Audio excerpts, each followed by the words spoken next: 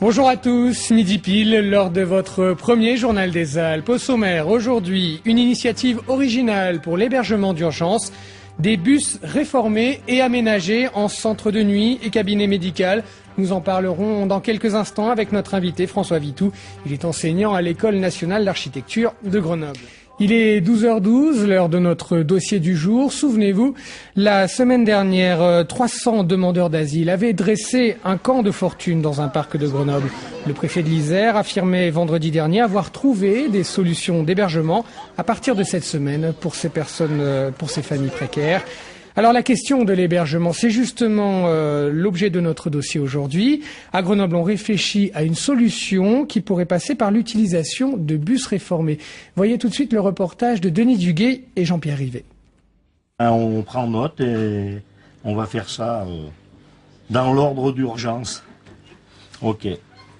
Ben, merci beaucoup, vous aussi. Bonne soirée. Merci, au revoir. Ça, c'est le 115 qui vient de m'appeler pour me donner des appels qu'ils ont eus, quoi. Hein. Et puis les lieux où on peut trouver ces gens. Et quand c'est possible, ce que ces gens veulent. Il y a des fois, on sait exactement ce qu'ils veulent. Des fois, non, ils veulent seulement qu'on passe pour discuter un peu, voilà, quoi. C'est presque un rituel. Comme chaque soir, les bénévoles du SAMU social font le point avant de charger le véhicule et de partir pour la maraude. La tournée se fait systématiquement à 2 ou 3, sécurité oblige. Le parcours débute chaque fois par le service des urgences du CHU, au cas où. Ensuite, entre 20h et 1h du matin, si tout va bien, il faut rendre visite aux habitués. Comme cet homme qui, depuis 15 jours, dort dans un parking.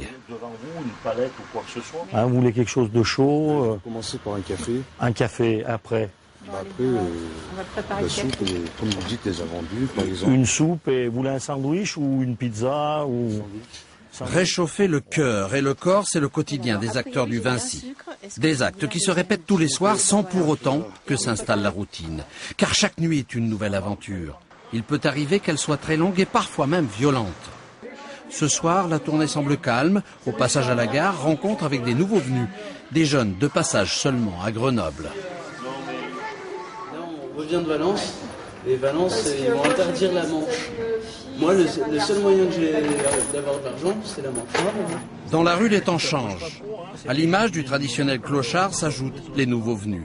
Des jeunes et des immigrés, des flux auxquels il est difficile de faire face, faute de logements disponibles. On a des gens qui sont dans la rue contre leur volonté et le phénomène des femmes et des enfants, ça c'est très nouveau. Parce qu'il n'y a pas que les migrants, on a aussi des femmes locales qui se retrouvent dans la rue avec des enfants. À 1h du matin, le centre d'accueil municipal réclame de l'aide.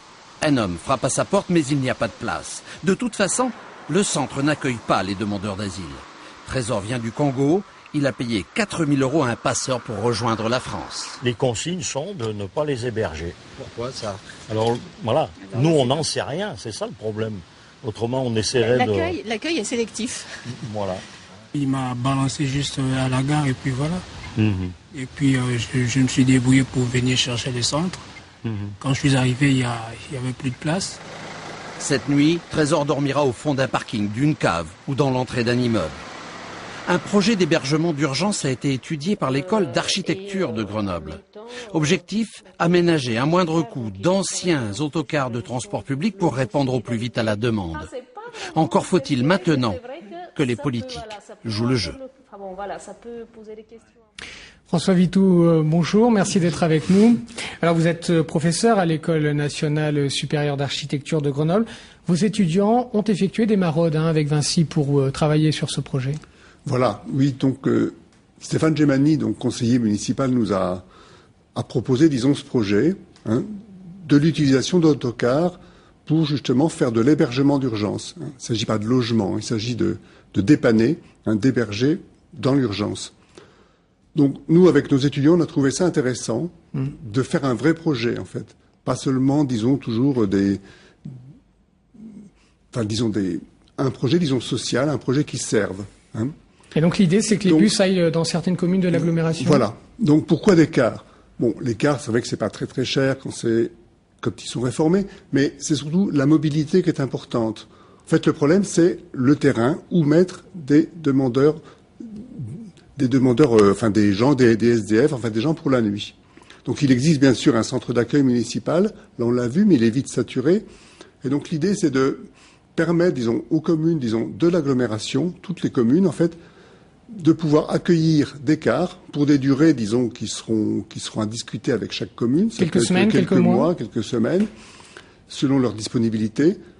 Avoir plusieurs terrains, stationner, disons, de l'ordre de 3 cars maximum, de façon à pas avoir plus de 10 à 12 personnes. Il ne s'agit pas de faire un gros... c'est la capacité. Il ne faut pas faire un gros centre, il ne faut pas que ça ressemble à ces terrains de gens du voyage qui redeviennent des petits ghettos. Et là, qu'est-ce qu'on propose alors aux gens, en plus de passer une nuit Voilà, donc c'est à peu près le même programme que le centre d'accueil, c'est-à-dire il y a un repas le soir, ils arrivent vers 5 heures de l'après-midi ou plus tard, un repas, donc une douche, tout ça, passer la nuit et un petit déjeuner du matin.